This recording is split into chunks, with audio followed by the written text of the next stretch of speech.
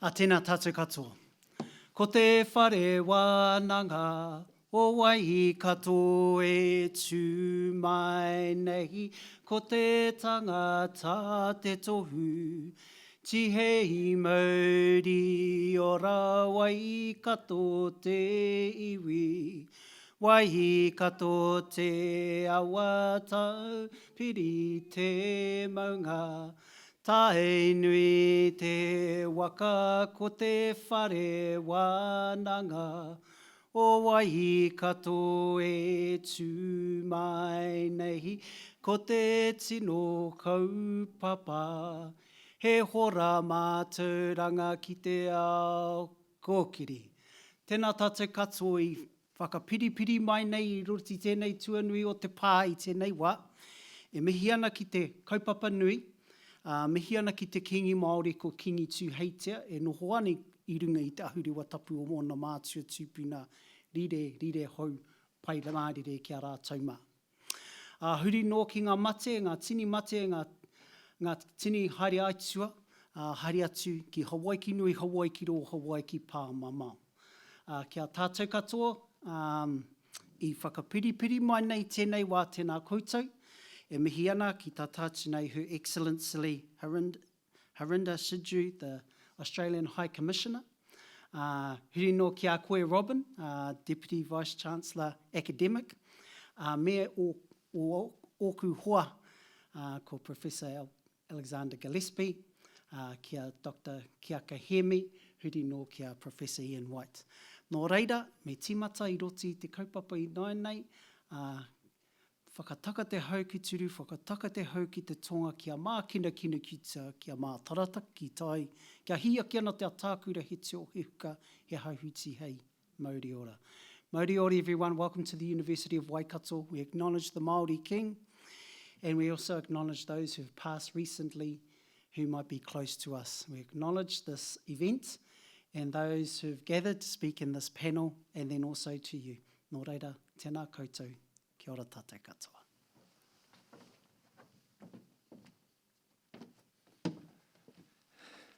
Kia ora, tēnā koe. Thank you for coming today. I'm Al Gillespie. I'm the Master of Ceremony for this event. I'd like to welcome the High Commissioner from Australia to New Zealand. You are very welcome. It's great to have you here. My friends on stage, my colleagues, members of the public, it's fantastic to have this event. We have been trying to get this together for a while now, and it's taken a lot of effort, and I'd like to acknowledge those who have helped bring it together as well. In terms of health and safety, I have to go through a few things. One, Iain, no vaping on stage. Two, make sure that there's no videoing being done apart from that which is authorised. I was told if there's an emergency to go to gate 8, which I think this is complete chaos. If there's an emergency, go outside to the car park, because if you're all going to look for gate 8 in the middle of a time like that, it's just going to be mayhem. We aren't going to be there. It's going to be a good, safe day. Today's idea is like a tasting plate of principles, whereby we've got Her Excellency speaking, we have people who are experts on climate change and on the Pacific. I know a little about security, and the idea being that a few ideas will be thrown out and then there will be discussion. The talks will be quite short, between 5 to 7 minutes each, and then we will have questions. And the benefit of today is that we want the interaction with the audience, whereby you can ask the experts what you would like to know. The process for the questions is that we're using Slido, which is this fancy device here, which you can use with your phone. The questions will then be put through the computer, and I will read them out at the end. It's going to be short, it's going to be quick, we're going to be done within an hour. After we've got through the ideas and the discussion, we have got coffee and truffles over here, but hopefully everything will be wrapped up in principle by 1 o'clock. And with that, our first speaker, Ms. Sidhu, the Excellency from Australia.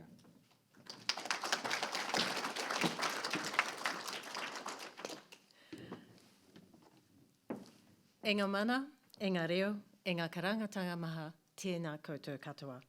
Ko au te mangai o te whenua moe moe a, ko Harinder Sidhu tōku ingoa, no reiro tēnā koutou, tēnā koutou, tēnā koutou katoa. Thank you all for being here today, and thank you to the University of Waikato and Professor Gillespie for hosting this session. I'm Professor White and Dr. Hemi. It's a real privilege for me to be on this panel with you, and I'm really looking forward to the conversation, so I don't want to take too much time. It is my first, I think, official visit to Kirikiriroa Hamilton since my appointment, even though I've been here before. I haven't actually really spent much time, which is a terrible oversight now that I see what a beautiful place this is. And in traditional Trans-Tasman fashion, I was hoping to start off with some rugby banter, but Australia's now out of the World Cup, so possibly we can skip that part. I do wish New Zealand very well in your contest at the quarterfinals against Ireland on the weekend, though.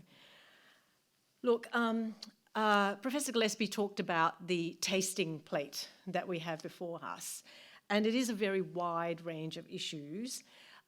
It's for me a reflection of something that's a real feature of the relationship. It's been very clear to me since I took up my role as High Commissioner, which is just how deeply interwoven our two countries are. Our historical links are long-standing and definitely worth celebrating. The Anzac tradition, this year we're celebrating 40 years of the Closer Economic Relations Agreement, the 50th anniversary of the Trans-Tasman Travel Arrangement, and 80 years of mutual diplomatic representation. Today, I find there's virtually no issue, no policy, no activity in government or business or elsewhere where Australia and New Zealand do not connect in some way.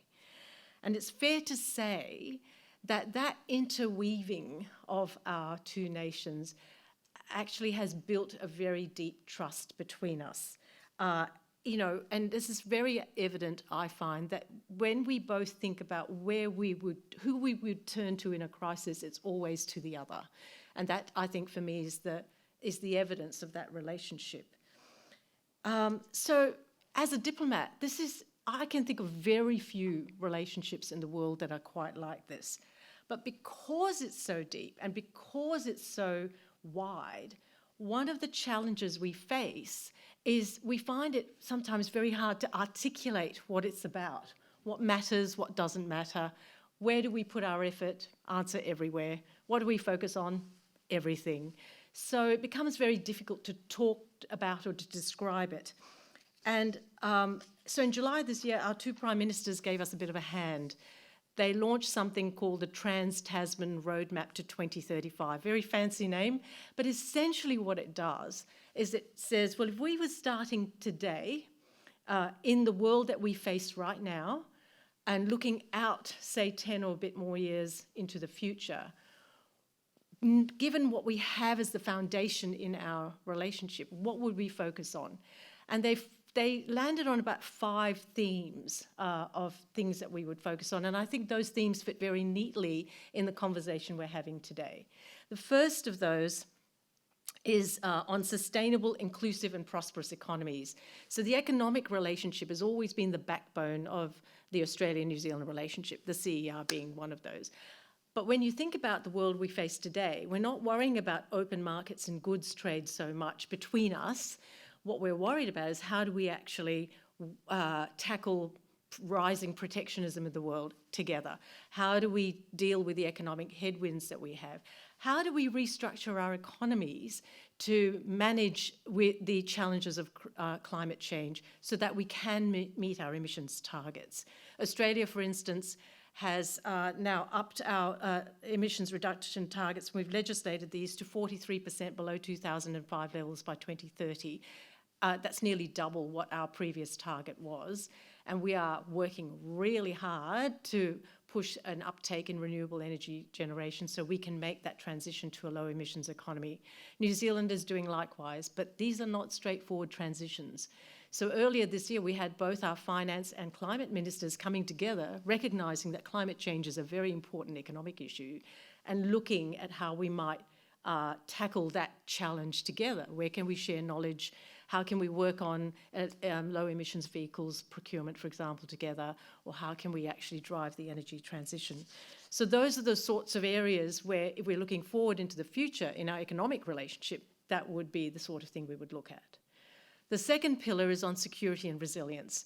And if you really think about it, both our countries are challenged in different ways with changing geopolitical and geostrategic circumstances. I mean, given what we're seeing in the world right now, I think that's not a controversial statement, but particularly what we're seeing in our region with a rising geostrategic competition in our region, but also domestically, cyber issues, critical infrastructure protection, counterterrorism, etc.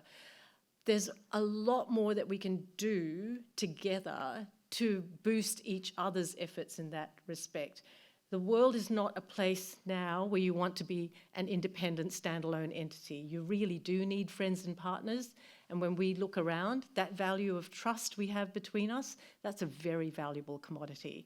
And that is actually what joins us. The third pillar, so we've had economic security. The third one is actually how we partner in the Pacific. And that's really where our partnership comes into its own. We're both Pacific nations with very long-standing ties to the region, but what the roadmap recognises is that how we partner and how we behave in the Pacific is as important as what we do. So we are really working harder, both of us together, to listen to Pacific voices, to respond to Pacific priorities, which is partly why the Australian government has also placed such a heavy emphasis on climate. But we're working also in terms of deeper infrastructure investment, reorienting our development policy so that we can much better respond to Pacific needs as they're needed. And of course, as I've said, climate change is a very big part of that.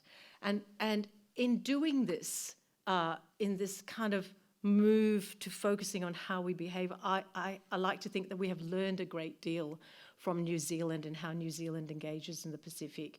And it has also drawn us closer, I think, to how New Zealand approaches engagement with the Pacific. This has opened an opportunity for us to work together. And of course, the last two pillars are what I call the foundational pillars. One is, the fourth pillar would be around protecting and advancing the rules-based order, values that we share, democracy, the rule of law. Those are the kinds of things that really are the bedrock of our relationship and actually what both our countries stand for. And there's a great deal of scope for us to work together in that space. And the final pillar is actually probably the most important. Ours is not a relationship just between two governments. Ours is a relationship between two peoples.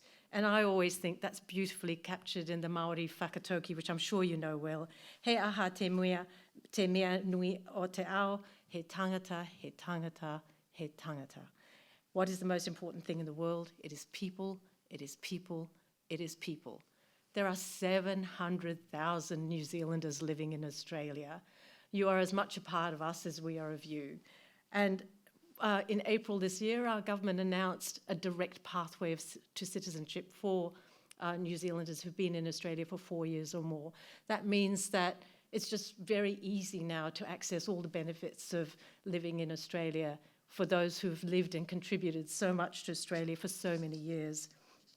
And that is actually, in the end, the very deep strength between us.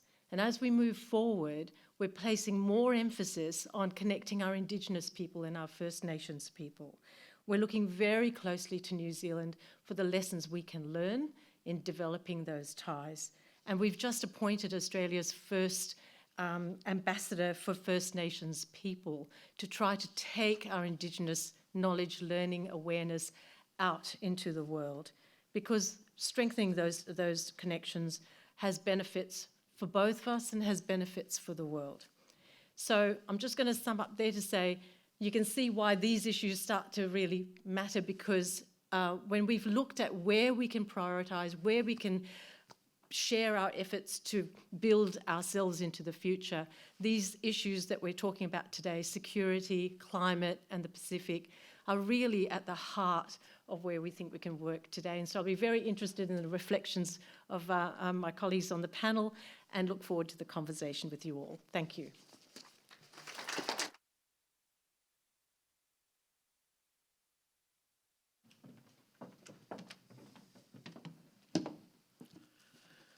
Okay, thanks for coming, everyone. I've only got 5 to 7 minutes, so I'm going to be quite quick. Apologies in advance for some of the scary slides. Basically what I do 2 things really. I work in almost as a translator kind of space. I try and look at what the hard science is telling us and the disciplines that are related to science, and then think about what it means for our policies, our politics, how we build and how we live. So there's a translation aspect and an action element, and I wanted to start off here with a bit of a quiz question, which is, what do these 2 images have in common? I'll just let you think about it for a second, well, not too long, because I've only got 5 minutes. The answer is there were events so extreme, they both necessitated new colours on the weather map. So in Australia, we've got it was over 50 degrees, so we needed a new darker colour. And then in the one in the US, the previous weather map only went up to 15 inches for rainfall, and then we had a 30-inch event, which is just, it's incredible. You know, that kind of thing shouldn't really happen.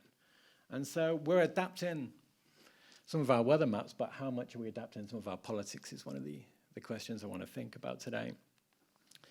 Second scary slide is, I don't know how many of you have been following the news in 2023, but we've had an awful lot of scary looking slides that I almost call it the year of the y-axis, where we're having to spread the axis length because it's just looking so different from what it should do. So the one on your left is global surface temperature, so the temperature you're feeling. And for those of you unfamiliar with these kind of graphs, it's basically a northern hemisphere kind of monthly rhythm where it rises over May, June, July, and then comes back down. The red line is 2023. All the other wiggly lines are all the other years, so you start to get a sense of this year in particular is looking quite different. The next one on your right is Antarctic sea ice.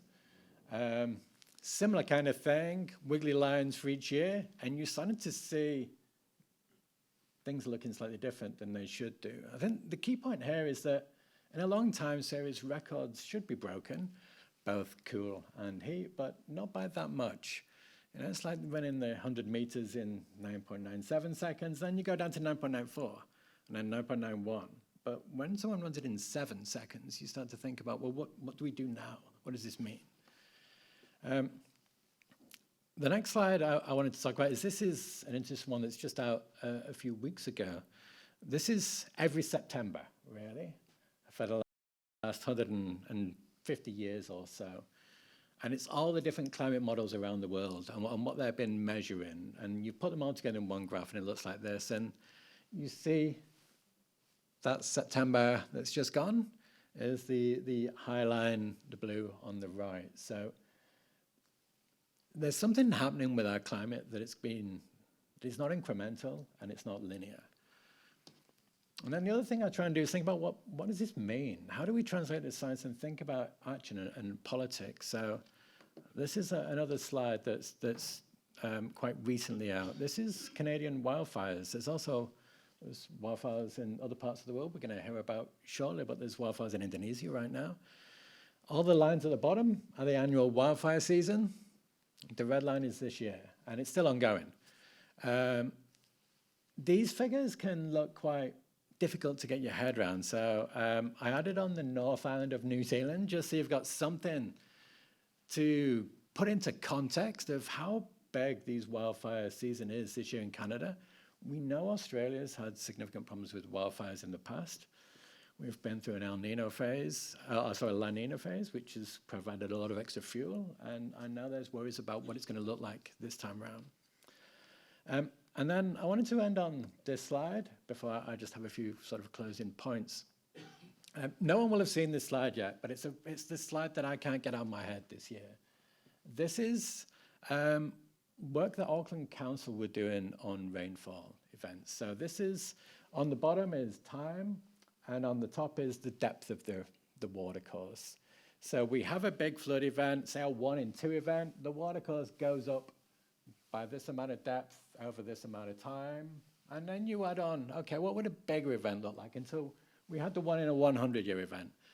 And they were working on this sort of late last year. And then they thought, well, if we're going to use this as a planning tool, how do we build differently? We know that's not right because we know the climate's changing. So let's add on the 1 in 100 event that we expect in 2100. And maybe if we plan to that standard, we're going to be a bit more future-proof and we'll be protected. So they started to think about this and putting it in their policy for how they build and how they're developing. And then January came along, and yeah, that was January this year, was way over what they predicted would be the worst case scenario for 2100. How do you deal with that? What kind of policies do you put in place that can sort of recognize change? So I wanted to just sum up a little bit, and while that slide's on the screen for you to have a think about, and I think I wanted to end up with just 3 questions. The first is that change is not linear and it's not incremental. And that's the point I've tried to make with these slides today, which means that it's difficult to predict. And if it's difficult to predict, it's difficult to manage, which means we need to be precautionary. I was at a recent event where someone was telling about some research they've been doing in the US on the West Coast, where they've done a shoreline retreat plan for 2100. They took a few years to do it. They had all these trigger points, and then they had one event, and it was beyond the final trigger point for 2100. And it was like, well, why this incrementalism we thought about, it's not serving us well. Maybe we need new approaches. And then the second point I want to make is the impacts are going to be uneven, and they're going to be affect some areas much more than others, and the Pacific is one of those areas. So there's an onus on us to think about what this might mean, and our responsibility as a neighbor in this part of the world. And the last point I want to make is around politics and action. So I've been working in this space for about almost 25 years now. And I remember in the early days, we used to talk about, well, when we start to get more rigorous science and when we start to get some events, the events will drive the politics and the action and things will happen. But it's not necessarily panned out that way. You look at this, what the science is telling us at the moment and the events, and I've never seen the science so loud and the politics so quiet.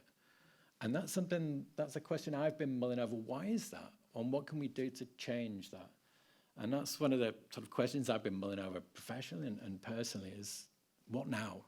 What next? So I wanted to end there. Apologies for the slides. You might have coming out, getting a nice cup of tea and some biscuits. But I thought it's useful context for the kind of talks that are going to follow. Okay, thank you.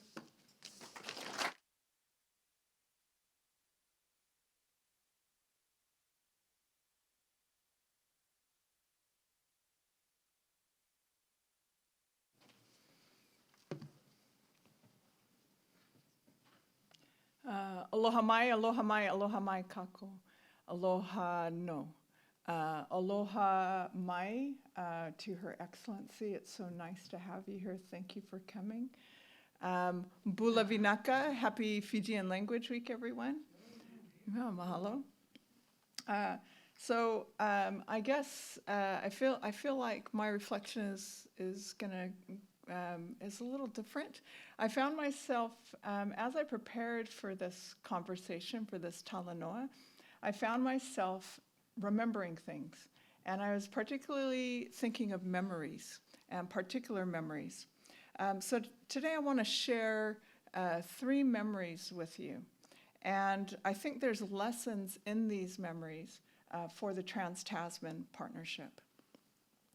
I'm going to use these memories as a little bit of a provocation, but also an opportunity and hope, I hope. So the first memory is wildfires. The first memory is a recent one. It is of being back in Laie, Oahu, Hawaii in August for a funeral. As a kid, even in August, we often swam in the rain. And it usually rains multiple days. It rained one day while I was there, and it was for a very brief time. For weeks before that, our Kanaka Maoli Native Hawaiian community here in Aotearoa had been watching the news, waiting to hear about family and loved ones on the islands of Maui and the Big Island. And the Big Island was hardly recorded in the news. We took in lives lost, images of burnt banyan trees and significant cultural places, and the insensibility of it all. In Laie, people had stopped watching the news. It was just too heartbreaking. And some of the stories were about hotels swooping in to ask Hawaiian families to buy their land as Lahaina was still burning. And then reports that most of the victims were the elderly and children. So worse still was the possibility that, like the Paradise Fire in California a few years before, this wildfire was probably preventable. It was the result of months of climate-related drought, land use changing from agricultural to residential development, the planting of highly flammable non-native grasses, the diversion of water from residential neighborhoods to hotels, and a cascade of decision-making failures. An email from a family friend and educator in the first few days simply said that her school community was broken. Now, Hawaii's not unique. We have king tides happening in the Cook Islands. We have land loss in Kiribati and Fiji. And of course, we've had that reference already to these, once in a lifetime floods, who knew, once in 100-year floods that have affected diasporic New Zealand Pacific communities in South Auckland, West Auckland, and the east coast of the North Island. So in all of this, climate change represents very wicked challenges, these messy, complex issues that have these many different causes. They tend to impact every aspect of human well-being, from health to education, to gendered rights, to housing, to employment, food scarcity, vector-borne disease, and gendered violence are just some of the things that we've seen in the last few years as a result of climate change. At a fundamental level, they also threaten territory and the very land that nations have fought for to gain independence on, and therefore they threaten Westphalian sovereignty and the right to self-determination of all people. So one of the first opportunities that we have, and I don't want to leave it all to our High Commissioner, but as Australia and New Zealand, and backing our diplomats, we have the opportunity in this partnership to lead out on climate change and support the legal efforts of Pacific people seeking accountability in international fora. So we have heard about the desire to do that, and we now have these cases in international fora to which we can lend our voices. We also have the chance to model mitigation and not expect Pacific countries to model mitigation, but rather help them with adaptation, and to allow our actions to speak louder than our words, and so on and so forth. So the second memory is, I'm going to call this Christmas Island. So right before World War II, my grandfather was a 17-year-old, and he ended up on a place called Baker Island, which is in the Phoenix Islands, which is part of Kiribati now. And he was part of a group of young Native Hawaiian men who went with the U.S. Geological Survey to actually establish radio listening posts in the Pacific prior to World War II. So Kiribati and its exclusive economic zone is still very strategically important. It's one of the biggest in the world, actually. And one of the dramatic things that happened last year was that Kiribati walked out of the Pacific Islands Forum. This little nation said, hey, if we're not going to get a seat at the table, we're not coming anymore. And yet it's a strategically very important country. So we also had the chance to visit with a parliamentary select committee from Kiribati last year who are going around the Pacific Rim looking for advice on how to develop their research and data capability and their tertiary education. And so we had an interesting conversation with them where they casually let it drop that they were talking to the Chinese, and the Chinese were willing to help them develop the infrastructure on Christmas Island, which is a mere 2.5 hours flight from Pearl Harbor. And the Chinese were willing to do this for free. Now we can contrast that was something that I witnessed recently in Fiji. And I was over there for a conference, and during the week, on the morning show, a number of diplomats, from far-off places, were visiting Fiji and courting the Fijian government. One of those, not the top diplomats, but a lower-level diplomat from a superpower, came on to announce a wonderful opportunity for young people in Fiji. This was, as it turned out, a chance to work a menial job at a U.S. university over the Christmas holiday period, and there were 15 total for the whole Pacific region. So that is how some of our neighbors are trying to counter airstrips on Christmas Island. And there's a big lesson in that. So this partnership, which as we've heard has a longer relationship with the Pacific, has the opportunity not to repeat some of those same mistakes, not to ask Kiribati to exchange, to make the hard choice between survival and tokens. And we have the ability to be able to do that. So the final memory, I like to call dynamic response. The final memory is kind of a conglomerate of many memories that I have from the past few years in working with Pacific communities, both in New Zealand and in the region. And this memory first includes a beautiful valley on the island of Rarotonga, which is called Taku Vaine. And this valley represents, in Hawaii, what we call an ahupua'a, which is a human and nature ecosystem, which is based on this idea of social ecological resilience. It is an ecosystem that kind of hums along.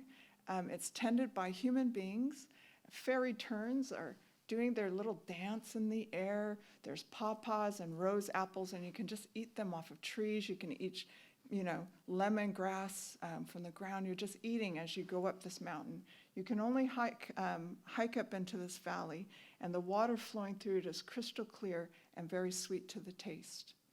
On that same island, we had the opportunity to be part of this huge STEM conference. I say conference, but it was really bringing 2,000 school children from preschool, where they were barely big enough to look into our microscopes. We had to get an extra, step for them because they were so little, to high school students. And the whole purpose was STEM workforce development. So I have a lot of languages like that. I also, memories like that. Another memory I have is a recent Pacifica Medical Association conference where we heard from the only psychiatrist in Samoa who hikes up into the mountains and goes out onto the streets to find care for people. But he is the only psychiatrist in Samoa. And their health workforce issues, partially because of health workforce mobility and New Zealand and Australia kind of attracting Pacific workers, is a real issue. So we heard about those things. They're also beautiful moments. So again, this conglomerate memory reminds me of social ecological resilience. And one of the beautiful things about these systems is that they're built to have a dynamic response to disruption. Things like COVID, things like climate change.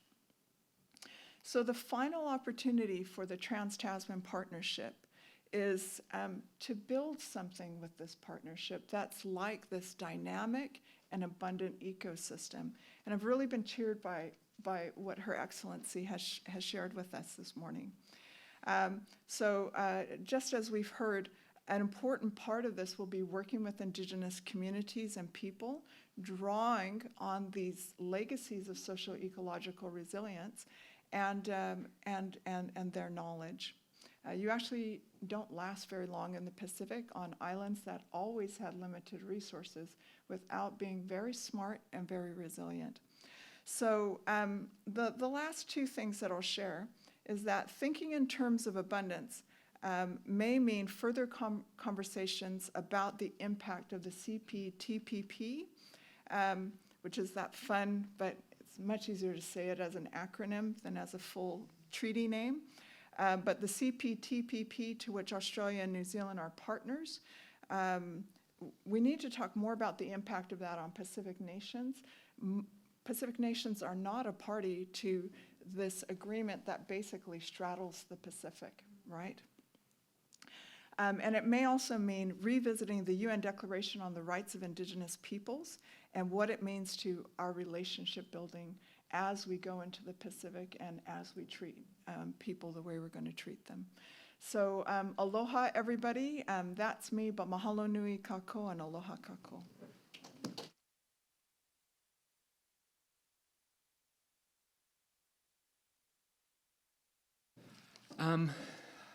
Thank you. Thank you very much. I'm going to make 4 points, and I'm going to speak quite quickly. I'm going to begin. I want my money back.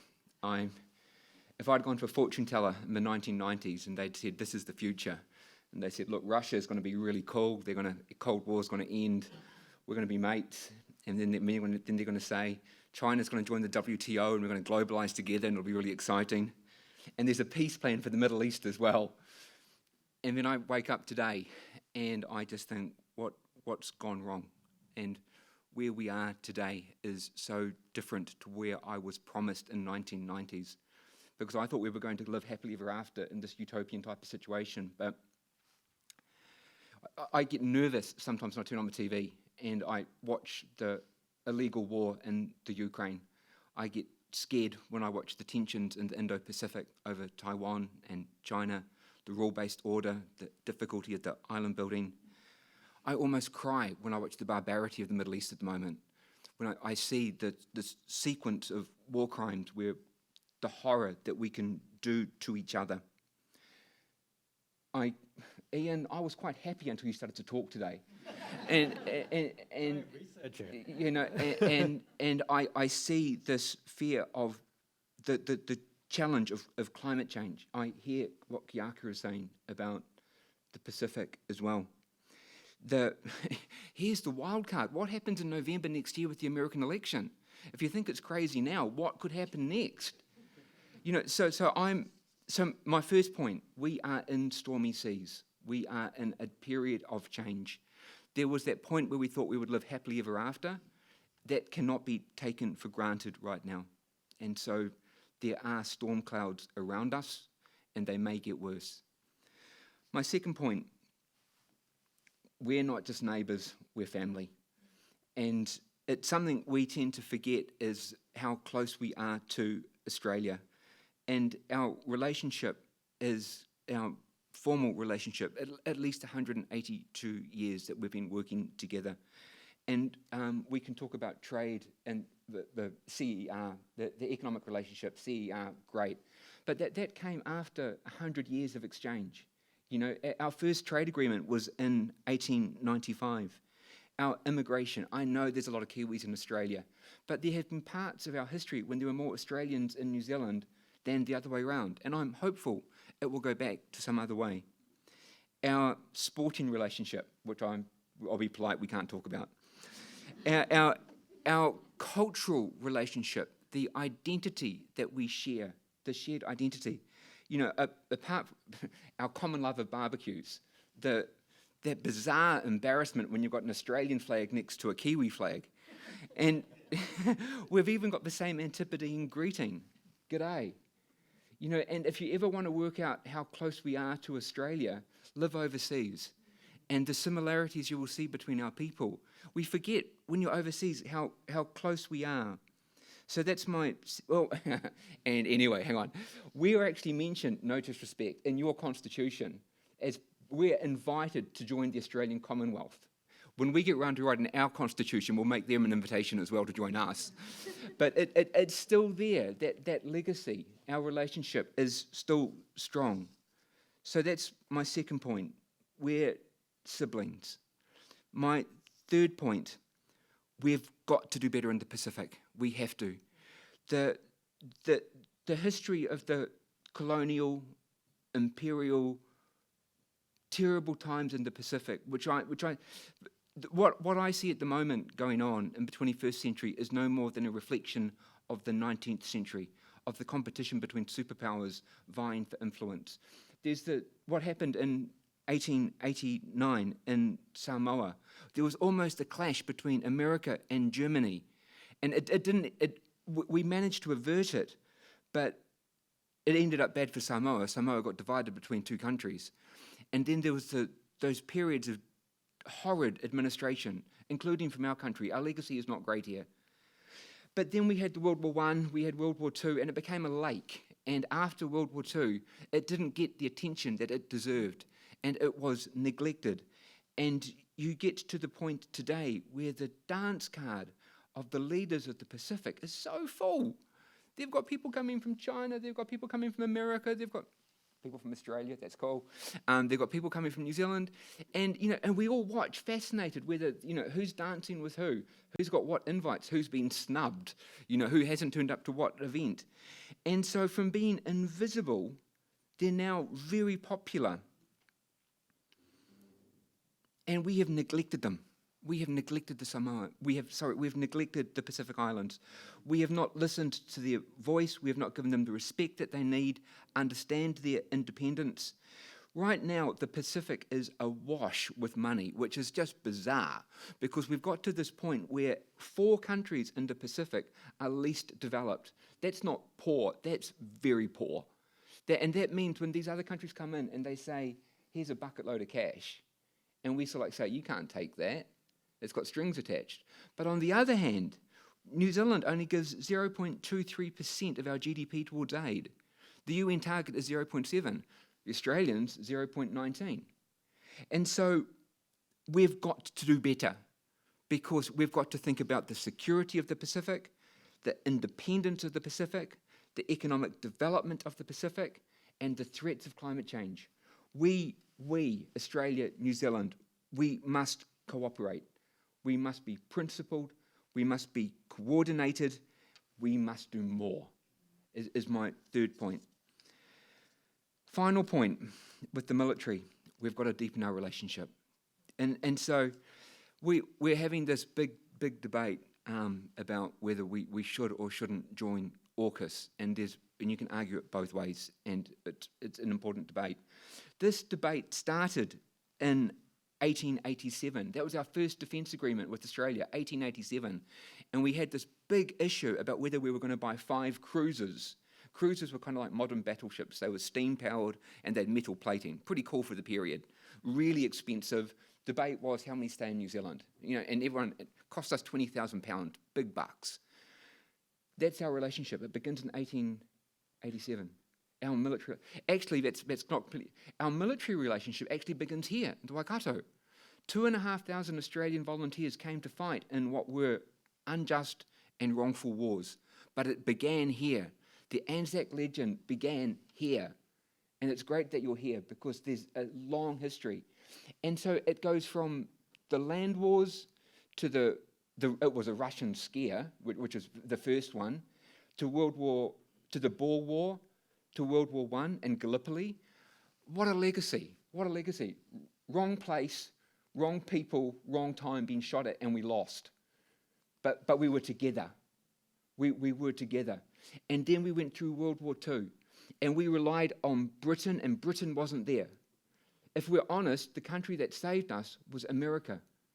But before that happened, before we got the ANZUS Treaty, we made a deal in 1944, the Canberra Pact. New Zealand has one defence relationship, only one, and it's with Australia. And we are obliged to defend Australia, and Australia is obliged to defend us. So now we say, what happened in the 21st century? Because now that the world is so different, now that we've got these threats that I mentioned at the beginning, I got Amanda to draw up thank you for my slide, it's fantastic. And it was like a word game, and like you keep moving the letters around, and like Anzac, ANZUS, AUKUS, and somehow we've dropped off it. 2 things. 1, I've been trying to get foreign policy into the New Zealand election cycle, but no one wants to talk foreign policy. We're all too focused about the price of vegetables and whether we should have mobile phones in schools and other important things. And there's a lot of important stuff we've got to discuss. But we do not exist in isolation. We have to realise that there's a much larger world that we are connected to. Our friendship with Australia matters. Whether we join AUKUS Tier 2, New Zealand has no interest in nuclear submarines. The only submarines New Zealanders like are yellow ones. And apart from that, we have to think about what does the next generation of technology look like? Because war is changing, and it's changing quickly. We cannot let our defence personnel, wherever they are deployed, not have the best kit. Whether you're talking about cyber warfare, hypersonic capabilities, or indeed even artificial intelligence, we need to upgrade. That doesn't mean we need to join AUKUS. We may or may not, but we do need to have an honest conversation about what the implications of that are. So that's my fourth point. We need to deepen our military connections with Australia. So, my 4 points. 1, stormy seas ahead. 2, family. 3, we've got to do more in the Pacific. 4, we need to upgrade our military capacity. Thank you.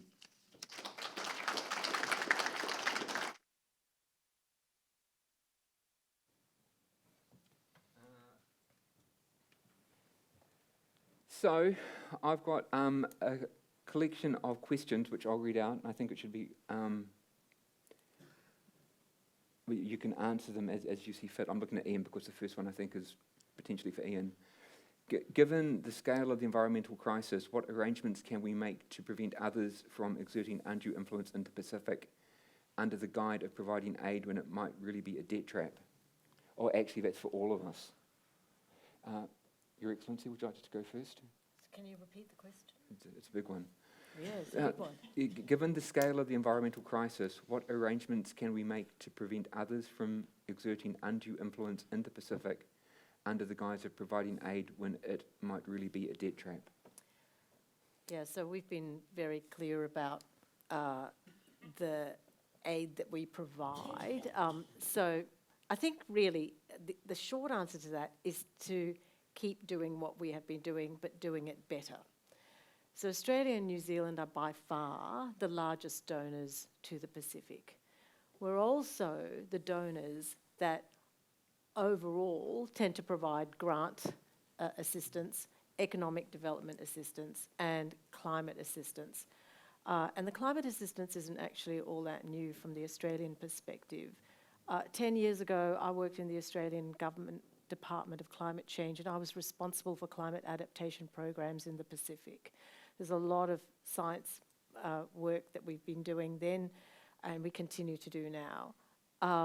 What we need to recognise is for the Pacific, for all our anxieties about geostrategic risk, actually, if you're talking to Pacific countries, climate change is a security risk. I had the Tuvalu High Commissioner talk to me yesterday who said, well, one of the things they're thinking of doing is digitising the map of Tuvalu, because then when it goes under, they'll have evidence that the land actually existed. Now, imagine what it's like to be in that space for your own nation. So I think continuing to support the Pacific, we are here, we are actually physically in the Pacific. We are not from outside. And demonstrating the value of what we can deliver and not getting into, I guess, an unnecessary race to the bottom in the sense of a competition between us, because in the end, other players will always be there, explaining the distinction of what we can actually provide versus what others can, and actually being a better partner, because that is the way you do it, actually. Yeah, aloha, and thank you for that. So there is a lot in that. Part of what we need to do is there's an image sometimes in the Pacific of other countries riding in on a white horse to help us without listening. And so this not necessarily understanding conditions on the ground and cultures, especially cultures. And so one of the clear areas where a more culturally responsive approach will help is in things like gendered rights. So across the Pacific, we need more women in political office. We need safer environments for women. Climate change antagonizes and stirs up all kinds of things that aren't good for women. But rather than going in with an ad hoc project here, an ad hoc project there, or, and we see them all the time. We see RFPs come through from our government to do a project here or a project here. What we really need, though, is systematically at every level of government and at every level of decision making to have women, right? And be able to work with local cultures. So part of that is realizing that some of these biases and discrimination within the law towards women in some of these countries is actually not indigenous. It came with colonization. And so we actually have an option of, if we go back to indigenous models of womanhood, I'm not a second-class citizen in my community. It's the women you have to watch out for in my culture.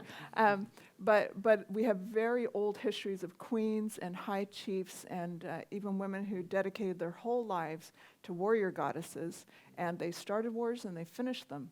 So it's those kinds of indigenous legacies, along with things like social ecological resilience, where women have a lot of leadership in these communities. The people working up in Takuvaine, a lot of them are women, right? So we have these opportunities to achieve things in this indigenous way, which happens to be good for human rights and all these other things too. So I've got a question here that Iain, this one I think will give to you. Climate change, and you posed the question, what now? What next? Answer it. I don't know. I think this is a difficult thing, is that we've tried a lot of things. There's a role of scientists. We're almost like an early warning sort of system. We sort of see what's happening. We study the environment, global environmental change. We then package this science up in communicable ways. We give it to the political class, who then decide, what does this mean, and how do they balance those difficult political questions around economy and society and so on. And I think as an academic, we've done that pretty well. I have to say, I think the global response to climate change has been one of our best scientific endeavors in human history. From a standing start in the 1980s, we collected information on global environmental change, which filled in the missing gaps so politicians could act. It was unprecedented. People from all around the world collaborating, different disciplines, different countries, producing these reports which were authoritative. So the science isn't lacking. The science is clear. We know what we need to do. And then we've got the election on the weekend.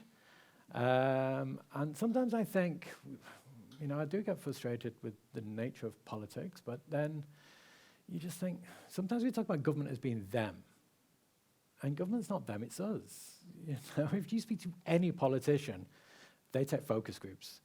They understand the bellwether, what's happening, and what kind of messages they're cutting through. And so there's a role for us to, as society, to just be a bit more louder.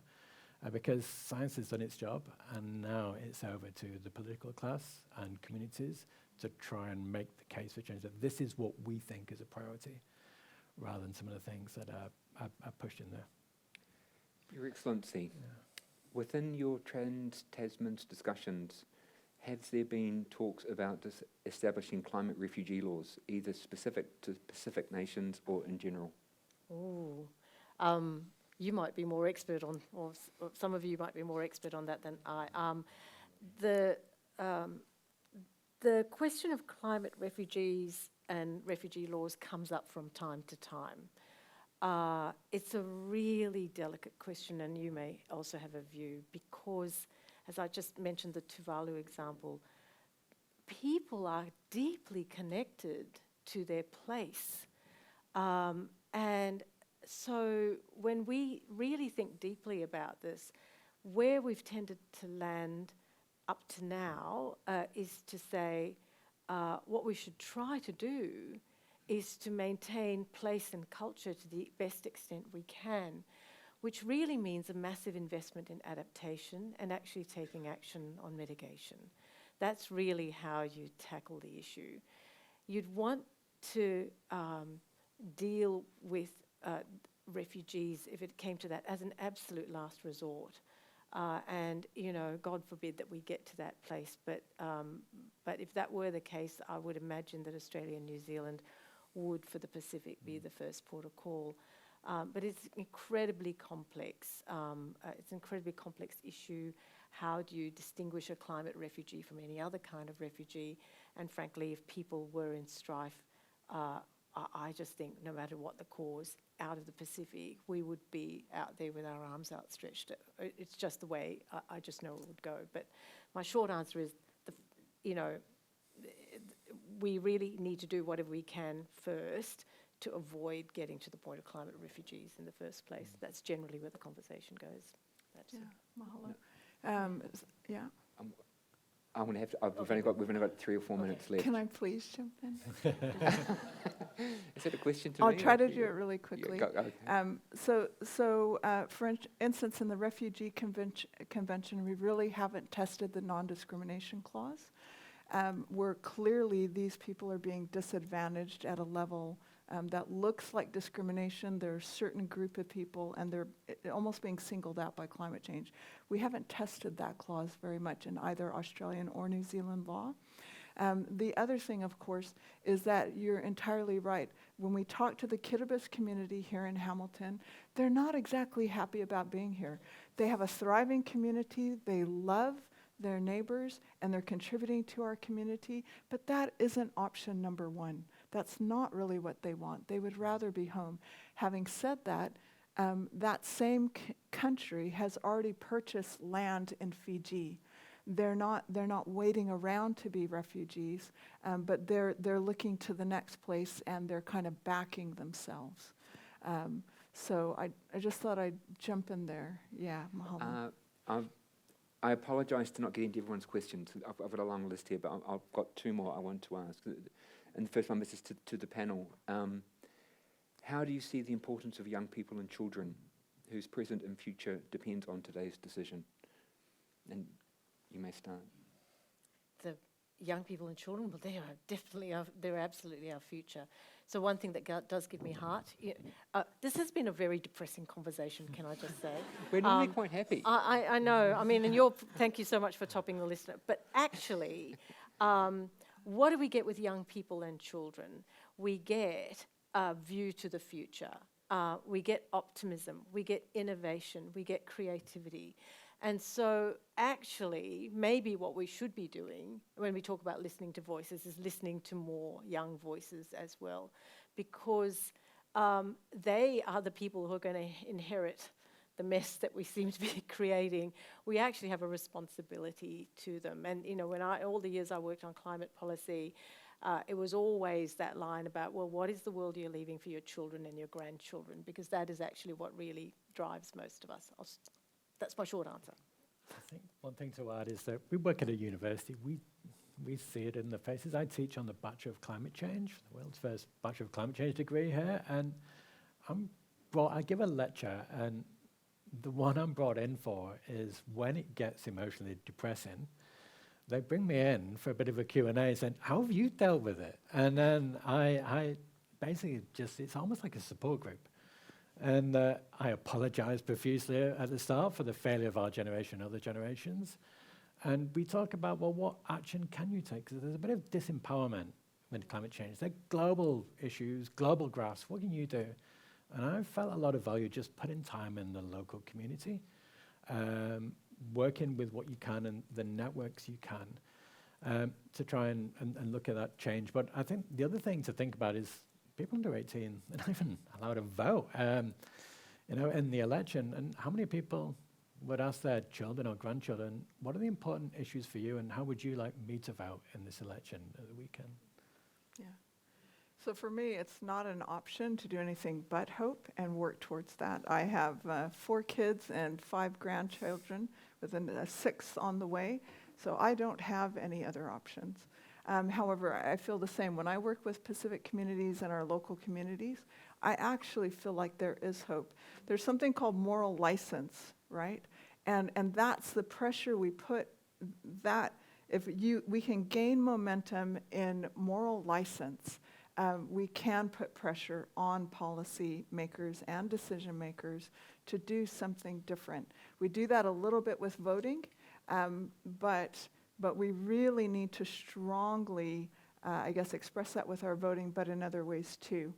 Social media can do that, other things can do that, but certainly our moral license should be directed towards, we want things to be different. We know that we can do it. We even know how we can do it. But if we direct our common will towards the strong moral license, that is one of our best bets. Yeah. One last question, and this is from me to you. What keeps you awake at night?